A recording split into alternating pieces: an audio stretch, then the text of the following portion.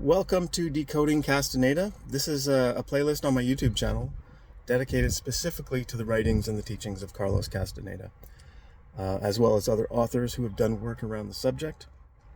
So the material in this playlist is really only make sense to those of you who have read the 11 plus books on the subject, as well as the other material that other authors have put forth.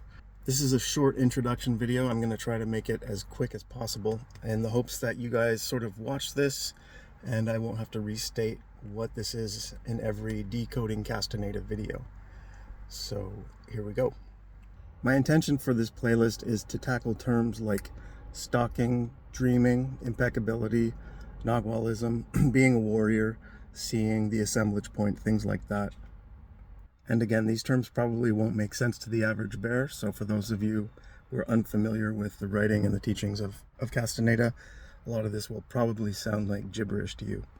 And as requested, no music. A couple of you said that you didn't want music because it interfered with the voice, so we're going to try this without music this time, which is too bad because I like making music to my own videos.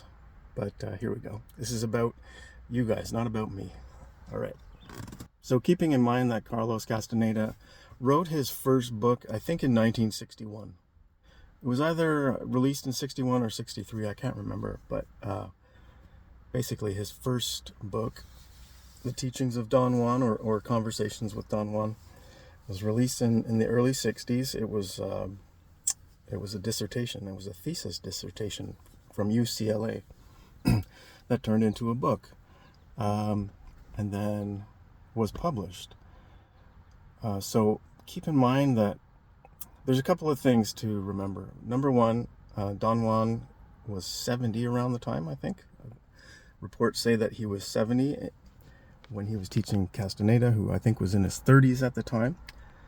And he came from a totally different world, right? He's a Yaqui Indian brujo seer. And he's disseminating information to Carlos, an ancient practice. So you have the ancient knowledge filtered through Don Juan, who also comes from a different generation. He's 70, right? He's old enough to be Castaneda's dad, and he's teaching this knowledge to him. And don't forget that I think they spoke in Spanish. They communicated in Spanish. So that was probably Don Juan's second or third language. So not that he couldn't, and I'm sure he handled Spanish very well, but we're talking about trying to communicate something very deep and primal and real through many layers of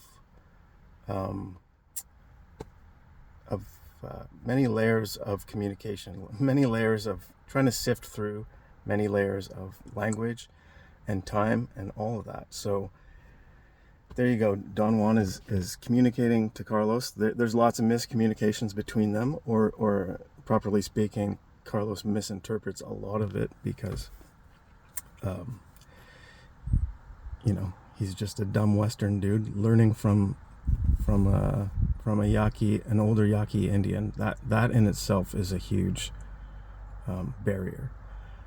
Then he takes all his notes, he makes it concise and brings it to a publisher.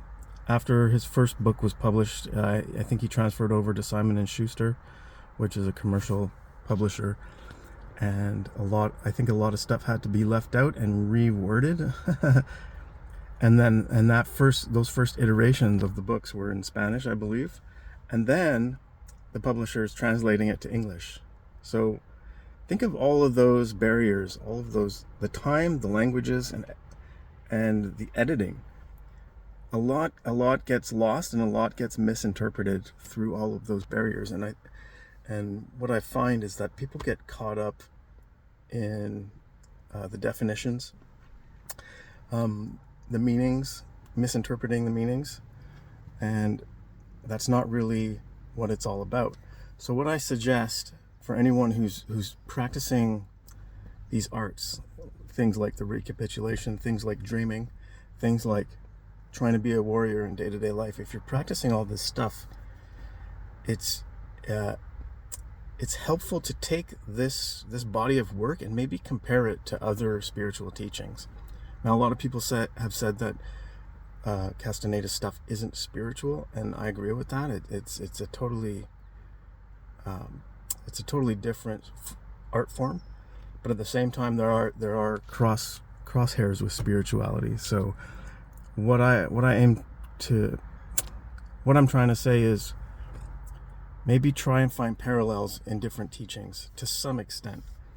I'll give you a couple of examples. I like to study A Course in Miracles, and that's a totally different ballgame.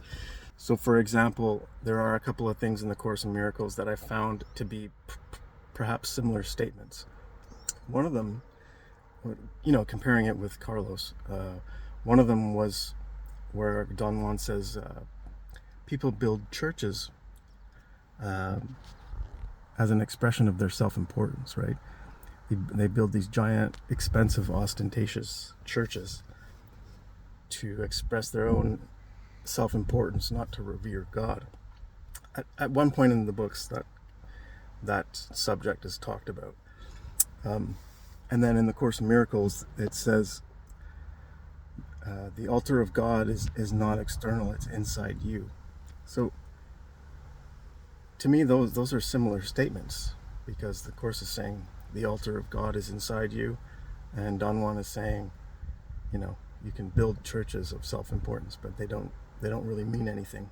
So there's a parallel statement, and those are two totally different disciplines saying what I believe to be quite similar statements. Another good parallel that I found was in the Course in Miracles. It says, two minds together with one intent becomes so strong that it becomes the will of God. And that to me sounds suspiciously like where Don Juan says, your command becomes the eagle's command. Those are the types of parallels that I suggest you search for in other spiritual teachings and even psychological texts. Just look for parallels wherever you can, because if you're stuck on the Castaneda teaching sort of playbook, you can get lost in meaning because of all the reasons that I stated. So don't get too caught up in all the meanings and all the rituals and the definitions and the dark side of all the kind of magic that they go through. Don't get too enchanted by that, because it lacks freedom. That's my opinion about it. What you want is freedom, and if you get too serious, then you're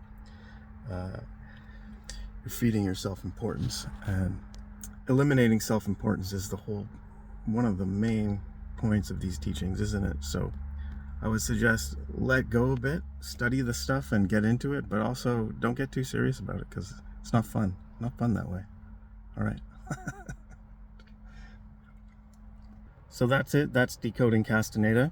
I'll do as many videos as I can, as frequently as I can, but I've got a lot of other things on the go. I consider this a dialogue, not me teaching you, but I consider this a conversation. So I'm down to hear whatever you guys go through. I would love to hear about it, and I'll continue to document my own progress and try and tackle as many of these subjects as I can. All right, ciao for now.